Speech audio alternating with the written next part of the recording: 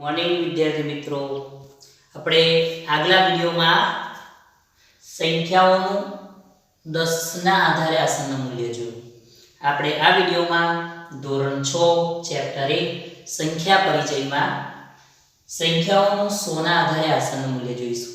પહેલા તો આપણે એ જોઈ લઈએ કે આગલા વિડીયોમાં આપણે 10 ના આધારે આસનનું મૂલ્ય કઈ રીતે શોધ્યું.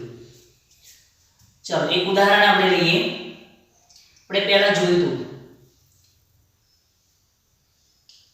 16, તો 16 નું આસનનું મૂલ્ય શું થશે? અત્યારે મને જોઈએ છે 10 ના આધારે આસનનું મૂલ્ય, તો આ એકમ અને દશક. તો આ 16 કોની કોની વચ્ચે છે? 10 અને 20 ની વચ્ચે. 16 એ 10 અને 20 ની વચ્ચે છે, તો સૌથી વધારે કોની નજીક છે? તો આપણને એવી ખબર છે કે 16 એ 20 ની નજીક છે, તો 16 નું આસનનું મૂલ્ય થશે 20. ફક્ત આપણે એટલું જ જોવાનું છે કે આપેલી સંખ્યા 10, 20, 30, 40, 50, 60, 70, 80, 90 એમાંથી કોની કોની વચ્ચે છે અને જેની વધારે નજીક હોય એનું આસનનું મૂલ્ય કહેવાય. હવે આપણે આગળ જોઈએ સંખ્યાઓનું 100 ના આધારે આસનનું મૂલ્ય.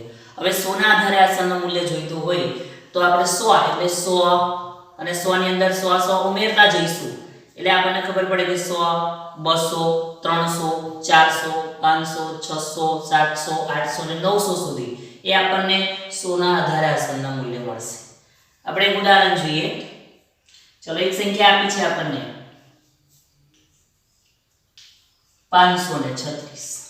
હવે 536 નું આપણે આસનનું મૂલ્ય જોઈએ છે, તો ફક્ત આપણે બે અંકો જોવાના છે, એકમ અને દશક. હવે એકમ અને દશકમાં જો 50 થી નાની સંખ્યા હોય, એકમ અને દશકમાં જો 50 થી નાની સંખ્યા હોય તો આગળની જે સંખ્યા હોય એટલે કે 100 ના સ્થાનમાં જે સંખ્યા હોય એની સ્થાન કિંમત આપણે લઈ લઈએ એટલે આપણને એનું આસનનું મૂલ્ય મળી જાય. આપણે જોઈએ, ચાલો પહેલા તો જોઈએ કે 536 એ કોની કોની વચ્ચે આવેલા છે.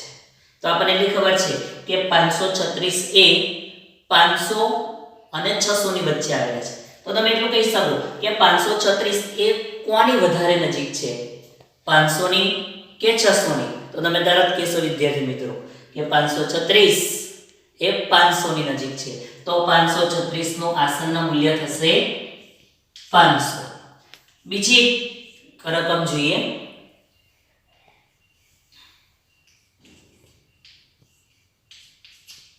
856. અહીંયા આપણે જોઈશું એકમ અને દશકનો. તો એકમ અને દશકનાથી જે સંખ્યા બને છે 56, તો આપણે કહી શકીએ કે જે 56 છે એ 50 થી વધારે છે. સૌથી પહેલા તો આપણે નક્કી કરવાનું કે 856 એ કોની કોની વચ્ચેની સંખ્યા છે.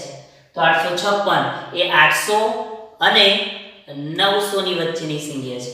તો 856 એ કોની સૌથી વધુ નજીક છે? તો આપણે કહીશું કે 856 છે, 56 એ 50 થી મોટા છે. તો જો 50 થી મોટી સંખ્યા હોય તો આપણે આના 8 ની સ્થાન કિંમત લેવાની જરૂર નથી, પણ આપણે આગળ વધવાની જરૂર છે. એટલે આપણે એવું કહી શકીએ કે 856 છે એ 900 ની નજીક છે. કોની નજીક છે? 900 ની. તો 856 નું આસનનું મૂલ્ય થશે 900. તો ફક્ત વિદ્યાર્થી મિત્રો આપણે એટલું ધ્યાન રાખવાની જરૂર છે કે એકમ અને દશકથી બનતી સંખ્યા જો 50 થી નાની હોય તો આગળની જે સંખ્યા હોય એની સ્થાન કિંમત એ જ એનું આસનનું મૂલ્ય છે. અને જો એકમ અને દશકથી બનતી સંખ્યા 50 થી મોટી હોય તો 8 ની પછી જે અંક આવે એની સ્થાન કિંમત, તો 8 પછી આવે છે 9, તો આપણે કહી શકીએ કે 9 ની સ્થાન કિંમત 900 થવાની છે. તો આપણે કહી શકીએ કે જો એકમ અને દશકથી બનતી સંખ્યા 50 થી નાની હોય તો આપણે આગળ જે અંક આપ્યો છે એની સ્થાન કિંમત લઈ લેવાની.